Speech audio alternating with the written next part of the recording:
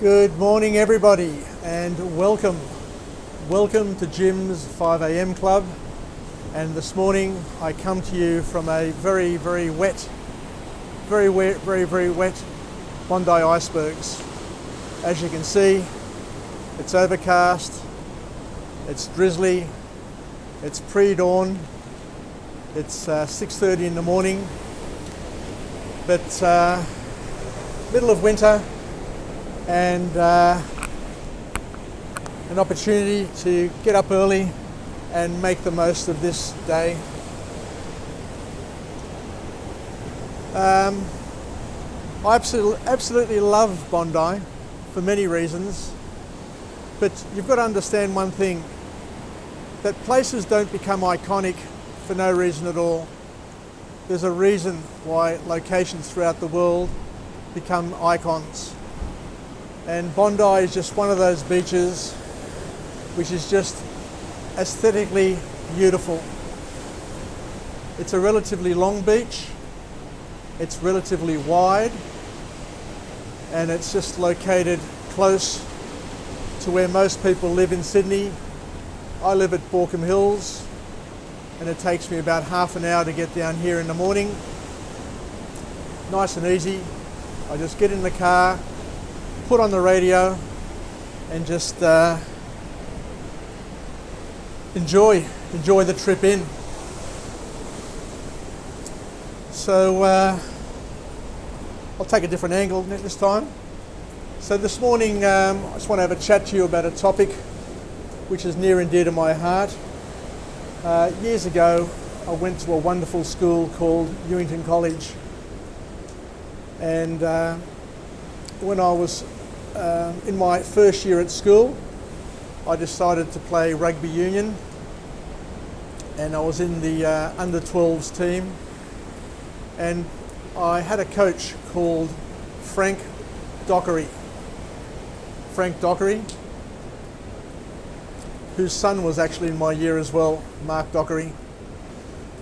But my love for rugby union kicked off that year. I love physical sports. I'm a rough and tumble physical sort of guy.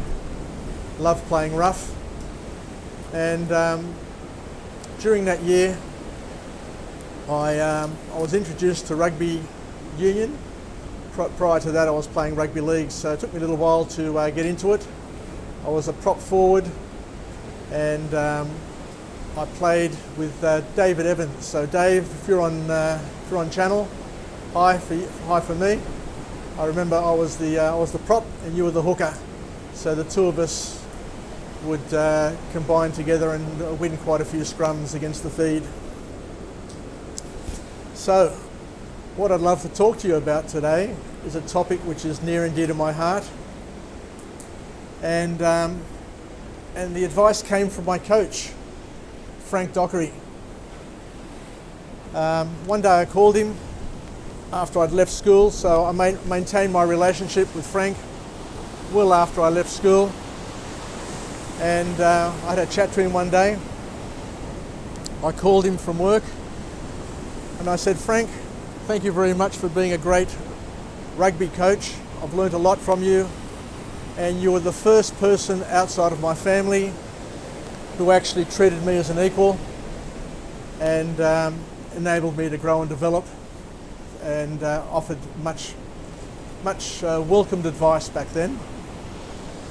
And I said, Frank, what's your advice to a young executive? Because it's always important to have mentors, and it's always important to be coachable, and it's always important to take advice. And I remember Frank said, look, my advice is very simple, James. He said, it's important to plan your work and work your plan, which is very insightful. So basically, Frank, who was a very successful businessman and a high achiever in all areas of his life, I think back when he was at Newington, he held quite a few records in athletics, rugby, cricket, He was one of those all-round sportsmen, the golden boy, and his advice was just really, really timely and just very welcomed, as I said. Plan your work and work your plan. So basically he's saying is that you need a plan. You need a plan to start your day. You need a plan, you need goals, you need something to focus on.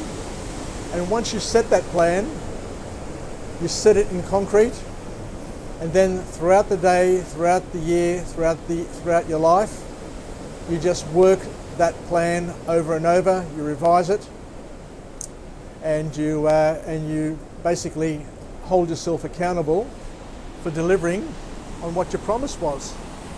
The most important promises we have, the most important promises we need to keep, are the promises that we have to ourselves. It doesn't matter what you promise to everybody else. If you can keep the promises to yourself, you will deliver on your promises to everybody else, guaranteed. If you can't make a promise and keep it to yourself, then you've got no hope. You've got absolutely no hope of delivering on your promises to people who are in your social circle, in your work environment, or wherever. So, make promises to yourself and keep them. Because once you can keep the promises to yourself, then all the other promises will follow. So, I actually went to Frank Dockery's funeral, and his son Mark asked me to be a pallbearer, and I do remember with great sorrow and great pain how I was a pallbearer for my favourite coach, Frank Dockery. I had tears in my eyes and I was all choked up. But it's great to have mentors. It's great to have people who want to continue coaching you outside of sport, because sporting coaches have a great role to play. The most important thing about sporting coaches is not about just gaining achievements on a rugby field or in a karate tournament or on a cricket field or on an athletic pitch. It's all about who you become as a person. Think about that. The achievements you have in life are important, but what's more important is who you become as a person. So, from James's Jim's 5 a.m. club, I'm signing off from a very wet Bondi icebergs. I'm here ready to go for a swim. Sadly, the pool isn't open yet, so I'm waiting for the pool to open. So I'll hang around here for a while. If the pool doesn't open, I'll just go down to another beach. And as we said, be very, very tough on yourself in terms of your goals, but flexible in your approach. If I can't swim here, I'll swim somewhere else. But I've got to have a swim today, because that's what I've promised myself. So let's finish off with our positive affirmation for the day. I'm alive, I'm well, and I feel great.